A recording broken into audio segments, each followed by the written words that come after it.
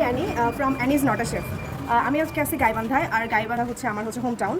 তো প্রত্যেকটা জেলার যেমন স্পেশাল কিছু খাবার থাকে, স্পেশাল হচ্ছে বিখ্যাত খাবার থাকে, সেরকমই আমাদের গাইবান্ধা সব থেকে স্পেশাল যে খাবারটা এটা হচ্ছে Rasmanjari, which is very popular in Gaibandha. গাইবান্ধার বাইরে অনেক পপুলার, কিন্তু অনেকে এটাকে ভুল করে হচ্ছে রসমালাই বলে ভুল করে। রসমালাই অ্যান্ড রসমঞ্জরি সো মানে ডিফারেন্ট থিং, দুটো দেখতে অনেকটা সিমিলার হইলো, বাট বাই দ্য ওয়ে আমি আজকে দেখাবো কীভাবে রসমঞ্জরি বানায় এবং এটার যতটুকু ইতিহাস মানে আমি বলতে পারি ততটুকু ইতিহাস আমি হচ্ছে আপনাদের কাছে বলবো। তো আমি এখন যাবো রমেশ ঘোষে।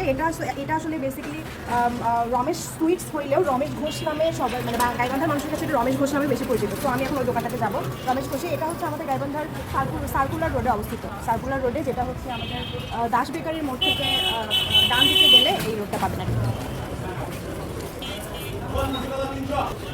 আমি এখন আসছি গাইবান্ধার যে পপুলার দোকানটা, এটা হচ্ছে রমেশ ঘোষ। রমেশ ঘোষের সামনে। আর রমেশ ঘোষের যে মালিক ছিলেন ওনার নাম হচ্ছে শ্রী রমেশচন্দ্র ঘোষ, কিন্তু এই দোকানটা রমেশ ঘোষ নামে পরিচিত। তো রমেশ ঘোষের জন্মসালটা সম্পর্কে জানা যায়নি, কিন্তু রমেশ ঘোষ বেসিক্যালি জানা যায় 1945 থেকে 48 সালের মধ্যেই মানে ইন্ডিয়ার উড়িষ্যা থেকে কারিগর এনে এই রসমঞ্জরিটা গাইবান্ধার প্রথম তিনিই হচ্ছে মানে প্রচলন শুরু করেন, এবং তারপর থেকেই এটা গাইবান্ধা এবং গাইবান্ধার বাইরে অনেক বেশি পপুলার। তো ভেতরে যাওয়ার আগেই দেখলাম যা যা জিনিসপাতি লাগে মিষ্টি বানানোর জন্য সবগুলো একজন ডেলিভারি দিচ্ছেন। তো দোকানের এন্ট্রেন্সেই স্বর্গীয় রমেশচন্দ্র ঘোষের ছবিটি টাঙানো আছে। ইনি হচ্ছে আসলে এই দোকানটার মেইন কর্ণধার ছিলেন, এবং ওনার নামে এখন দোকানটা এখনও মানে চলছে, এবং সেই নামেই মানে আজীবন হয়তো চলবে। যিনি দোকানটার ওনার, তার সাথে কথা বলে জানতে পারলাম যে রমেশচন্দ্র ঘোষের ছেলের সাথে তার বড় দিদির বিয়ে হয়েছে, আর রমেশচন্দ্র ঘোষের বংশধররা ইন্ডিয়া পাড়ি জমান সেই সময়। এখন হচ্ছে রমেশ ঘোষের যে কিচেনের মধ্যে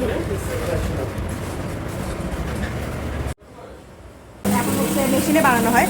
সো মেশিন যিনি চালান, যিনি আসলে কারিগরের কাজটা করেন, তো তিনি, তার নাম হচ্ছে, আমার নাম শ্রী গোবিন্দ চন্দ্র সাপোয়ার। মানে এইটার পুরো প্রসেসটাকে যদি একটু বলতে রাখেন। প্রসেসটা হলো প্রথমে দুধ নিয়ে আসা লাগে, দুধ নিয়ে আসতে হয়, দুধটাকে জাল দিতে হয়, আচ্ছা। জাল দেওয়ার পরে ওটা নামাইতে হয়, নামার পরে ওটা ছানা কাটতে হয়, ছানা কাটে তারপরে ওটা সেকিয়ে আবার ওটা মানে ফ্যাট দিতে হয়, আচ্ছা, আচ্ছা। ফ্যাট দেওয়ার পরে তারপরে মেশিনে দেওয়া হয়। আচ্ছা, কি মিশানো আছে যদি বলতেন? মানে হালকা পরিমাণ ময়দা আছে, আচ্ছা। চিনি আছে, সুজি আছে, তারপরে দুধ আছে, আর মানে তারপরে ছানা আছে।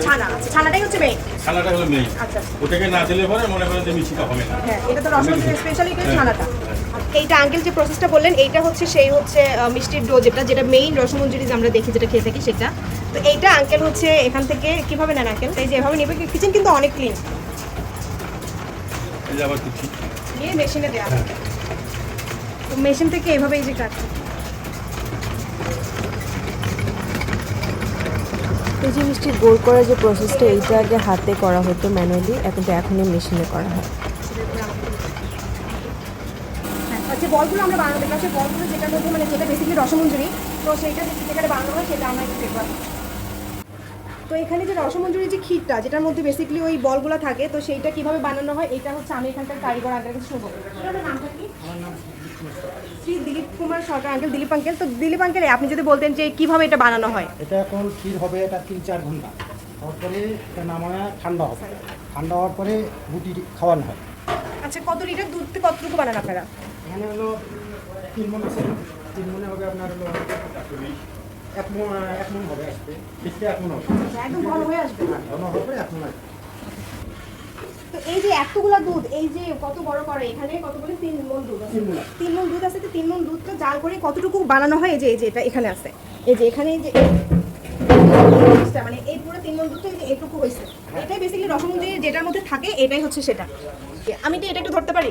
হ্যাঁ, ধরতে পারেন। আচ্ছা, তো এই যে এখানে ক্ষীরটা এরকম ভারী হয়। রসমঞ্জরি যে হচ্ছে ইয়েটা দেওয়া হবে, বলটা এই যে এখানে দেওয়া হয়, এখানে দেওয়ার পরে এটা আরো ঘন হয়ে যায়, এটা আরো প্রসেসটাকে বলে গুটি খাওয়া। তো আমরা এখন দেখবো রসমঞ্জরির যে বলটা আমরা দেখলাম মেশিনে কাটা হচ্ছে, যেটাকে হাত দিয়ে এরকম করে করা হতো, এখন এটা মেশিনে করা হচ্ছে। মেশিনে যেটা করা হয় সেটা কিন্তু মানে যে বলগুলো, এই যে বলগুলো, এটা কিন্তু শিরার মধ্যে আগে দেওয়া হয়, শিরার মধ্যে ভালো করে সিদ্ধ করা হয়।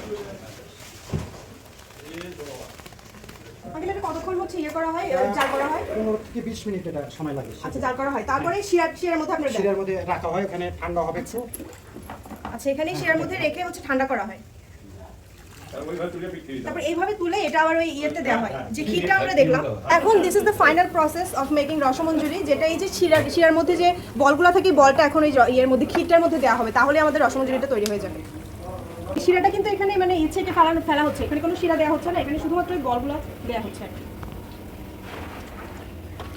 তো এটা দেওয়ার পর কিন্তু এটা আরো মানে ঘন হয়ে যাবে, তাই না আঙ্কেল? হ্যাঁ, এটা হচ্ছে আরো ঘন হবে, ঘন হওয়ার পরে এটা হচ্ছে বিক্রি করার জন্য বা খাওয়ার জন্য প্রস্তুত হবে। এই যে আমরা যে প্রসেসটা দেখলাম সেটা হচ্ছে ফাইনাল যে লুকটা এইটা একটু কাছে আন।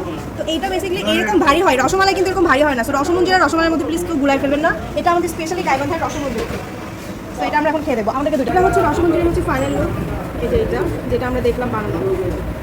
সো এইটা রসমালাইয়ের মধ্যে থেকে অনেক পার্থক্য আছে, বাট এটা এই যে ছোটো ছোটো বল যেটা এটা মিষ্টিটা আছে এইটা, তারপরে এই যে এটার কি মানে মালাই, তো এইটা কিন্তু অনেক ভারী। আর রসমালাই যেটা দেখবেন এটা মানে ওটা অবশ্যই কুমিল্লার বিখ্যাত, কিন্তু আমাদের যে গাইবান্ধা এটা কিন্তু এটাকে প্লিজ কেউ এটাকে কেউ রসমালাই বলবেন না, এটা আমাদের স্পেশাল, আমাদের রসমঞ্জুরি খাবো। এটা বেসিক্যালি সবাই হচ্ছে এখানে যারা হোটেলে বসে খায় এরকম পিরিচে দেওয়া হয়।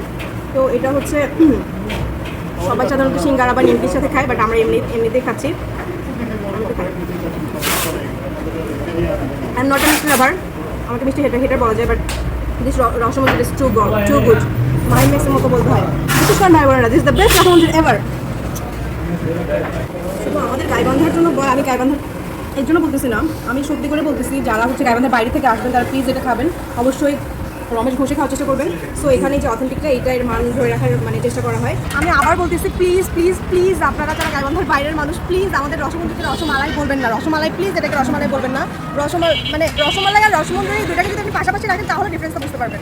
ওইটা অনেক পাতলা, এটা অনেক হচ্ছে ভারী, এটা টোটালি ডিফারেন্ট, আর এটা হচ্ছে ডিফারেন্ট বলেই রসমঞ্জুরি। প্লিজ আপনারা রসমঞ্জুরিকে রসমঞ্জুরি বলতে শেখেন প্লিজ প্লিজ প্লিজ। এখন আমার একটা প্রশ্ন, ঠিক আছে, আমার একটা প্রশ্ন হচ্ছে এই রসমালাইকে রসমঞ্জুরিকে রসমালাই প্রমাণ করে আপনারা তো ই কেন? কারণ আমার এটা খুব গায়ে লাগে, কেন যেন খুব গায়ে লাগে যে মানুষ যখন রসমঞ্জুরিকে রসমালাই বলে কি আমি